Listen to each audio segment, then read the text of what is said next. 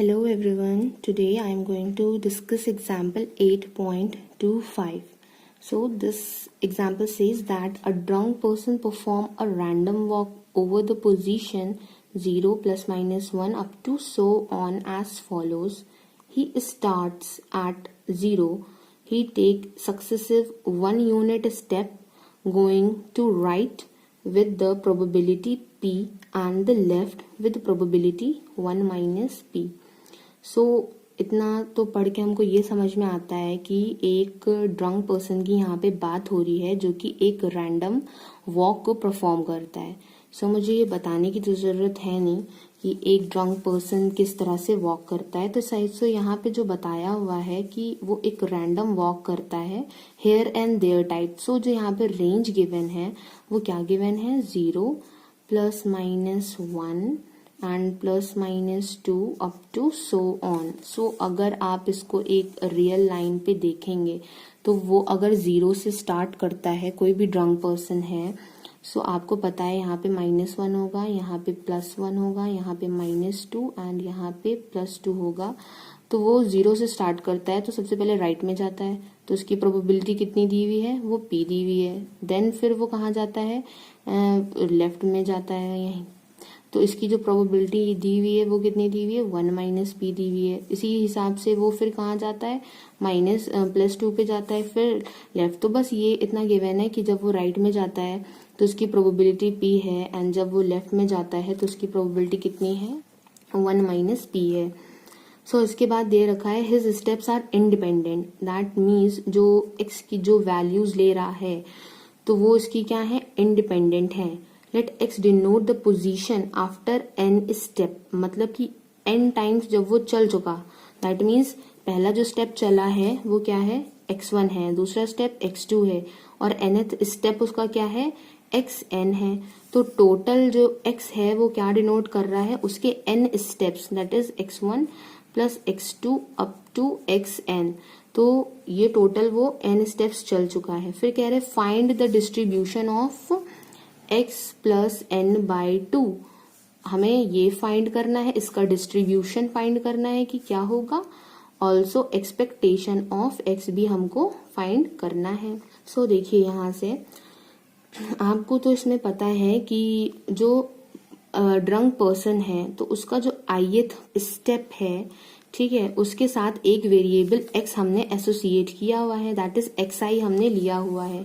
तो xi आपको पता है क्या वैल्यूज लेगा, या तो +1 लेगा या तो -1. मतलब कि एक स्टेप ही वो राइट साइड जा रहा है, एक स्टेप वो निगेटिव में लेफ्ट साइड जा रहा है. दैट मीन्स 1 एंड -1 यहाँ से हमने ले लिया है. तो यहाँ पे ये किसके लिए हो जाएगा, if he take the step to the right and if he takes the step to the left. तो यहाँ पे मैंने r और l से लिख दिया. अब x की वैल्यू को आप यहाँ से जानते ही हैं. अब आपको डिस्ट्रीब्यूशन किसका निकालना है, इसका निकालना है. तो आप इसको मान लीजिए ये क्या है, yi is equals to half xi plus 1. अब मैंने यहाँ 1 क्यों लिया, अब देखिए मुझे तो पता है ऑलरेडी यहाँ पे n स्टेप्स वो चल चुका है, बट मैं 1 स्टेप की निकाल लूं तो इन सबका ऐड करके भी मैं उसका डिस्ट्रीब्यूशन आराम से बता सकती हूँ. तो सबसे पहले मैंने सोचा क्यों ना मैं एक स्टेप का निकाल लूं कि अगर वो एक स्टेप चलता है तो उसका क्या आता है. तो यहाँ से देखिए हम ये कह सकते हैं कि जो yi का डिस्ट्रीब्यूशन है वो क्या होगा. तो yi इज इक्वल्स टू हो जाएगा यहाँ पे हाफ. तो xi क्या वैल्यू लेगा, xi वैल्यू लेगा 1 एंड -1. तो पहले में हमने 1 लिख दी एंड +1 ऑलरेडी है, तो ये कहाँ जा रहा है, राइट साइड में जा रहा है. तो राइट साइड में जो जाने की प्रोबेबिलिटी है वो कितनी हमने मानी हुई है, वो हमने मानी हुई है p. नाउ अगर वो लेफ्ट साइड में जाता है तो लेफ्ट साइड में जो जाने की प्रोबेबिलिटी है वो -1 है, देन +1 ऑलरेडी है, और उसकी प्रोबेबिलिटी कितनी हो जाएगी, वो हो जाएगी 1 माइनस p हो जाएगी. इसके बाद देखिए क्या है, यहाँ पे बोला गया है अगर हम इसको सॉल्व करते हैं तो यहाँ पे हमारी वैल्यू क्या हो जाएगी, ये वैल्यू हमारी 1 हो जाएगी, ये वैल्यू 0 हो जाएगी. प्रोबेबिलिटी हो जाएगी p, 1 minus p. 1 minus p का मतलब q. तो yi आपको दिख रहा है ये किसको फॉलो करता है, ये बर्नौली डिस्ट्रीब्यूशन को फॉलो कर रहा है. बर्नौली डिस्ट्रीब्यूशन में ही जो होता है वेरिएबल वो 2 वैल्यूज लेता है, दैट इज 0 एंड 1. अब आपको यहाँ से पता चल गया कि y आपका क्या है, बर्नौली डिस्ट्रीब्यूशन है। तो यहाँ से आप क्या कर सकते हैं, आपको ये चीज़ कंफर्म हो गई है। तो अगर आप वाई आई का समेशन कर देते हैं, तो वाई आई का अगर आप सम करते हैं तो वो किसको फॉलो करेगा। तो देखिए, अगर आप summation over I going from 1 to n करते हैं, समेशन ओवर वाई आई, तो ये आपका बाइनॉमियल डिस्ट्रीब्यूशन n, p को फॉलो करेगा। तो ये बाइनॉमियल डिस्ट्रीब्यूशन को फॉलो करेगा, बिकॉज हमने जो अपने स्टेप्स स्टार्ट किए थे वो हमने x0 से ना लेके x1 से ही स्टार्ट किए थे। सो हमने यहाँ पे जो रेंज ली है वो 1 to n हमने यहाँ पे ली है।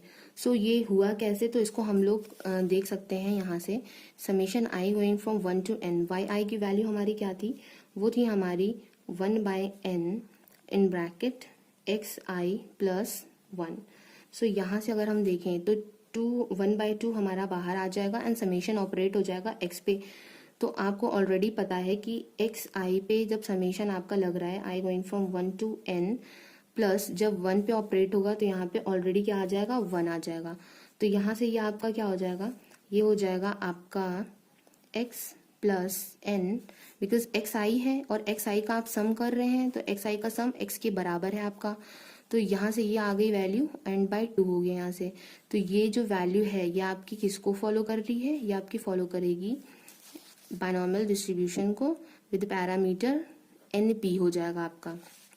अगर आपने एडिटिव प्रॉपर्टी पढ़ी हो बर्नौली डिस्ट्रीब्यूशन की, तो उसमें ये होता था कि अगर x फॉलो करता है बर्नौली डिस्ट्रीब्यूशन को एंड बर्नौली 1, p को, एंड y जो है वो भी फॉलो करता है बर्नौली 1, p को, देन अगर आप x प्लस वाई करते हैं तो ये बाइनॉमियल 2, p को फॉलो करने लगता है। तो यहाँ पे वही चीज़ यहाँ पे यूज़ की गई है, क्योंकि वाई आई जो हमारा था वो बर्नौली डिस्ट्रीब्यूशन को फॉलो कर रहा था, एंड जब हमने उस पर समेशन लगाया nth टर्म तक हम गए तो वो हमारा बाइनॉमियल डिस्ट्रीब्यूशन को फॉलो करने लगा। सो अब हमें पता चल गया है कि ये जो वैल्यू है हमारी ये बर्नौली बाइनॉमियल डिस्ट्रीब्यूशन को फॉलो कर रही है। तो जो हमारी वैल्यू ये है y is equals to x plus n/2, ये हमारी फॉलो कर रही है बाइनॉमियल n, p को। तो हमको क्या निकालना था, स्टार्टिंग में इसका डिस्ट्रीब्यूशन निकालना था, वो हमने निकाल लिया है। अब हमको एक्सपेक्टेशन ऑफ x निकालना है। तो एक्सपेक्टेशन ऑफ x निकालना है, तो ये हमारा वेरिएबल है, तो इस पे हम एक्सपेक्टेशन क्या कर दें, ऑपरेट कर दें। तो आपको पता है कि ये बाइनॉमियल np को फॉलो कर रहा है, तो इसका मीन क्या होता है, मीन इसका होता है n इंटू पी। तो n इंटू पी आपने रख लिया। अब देखिए यहाँ से इसको भी आपको सॉल्व करना पड़ेगा, बिकॉज हमें एक्सपेक्टेशन ऑफ x निकालना है। तो अगर आपने एक्सपेक्टेशन की प्रॉपर्टीज पढ़ी होंगी तो 2 हमारा क्या है, 1/2 कॉन्स्टेंट है, वो बाहर हो जाएगा, एंड एक्सपेक्टेशन जब ऑपरेट होगा तो ये एक्सपेक्टेशन ऑफ x हो जाएगा प्लस n हो जाएगा, then is equals to np हो जाएगा। 2 हमारा चला जाएगा राइट हैंड साइड पे, तो ये हो जाएगा 2np, एंड n जो है हमारा वो भी राइट हैंड साइड पे आ जाएगा, तो ये -n हो जाएगा। आप n इसमें से कॉमन निकाल लीजिए, तो यहाँ पे आपके पास बचेगा 2p - 1। सो ये आ गई आपकी एक्सपेक्टेशन की वैल्यू, और यहीं पे हो जाता है ये question finish. So I hope कि ये भी क्वेश्चन आपको समझ में आया होगा। ज़्यादा टफ नहीं है, आपको अच्छे से समझ में आ जाएगा, और आई थिंक आ ही गया होगा। So thank you for watching my video, have a nice day.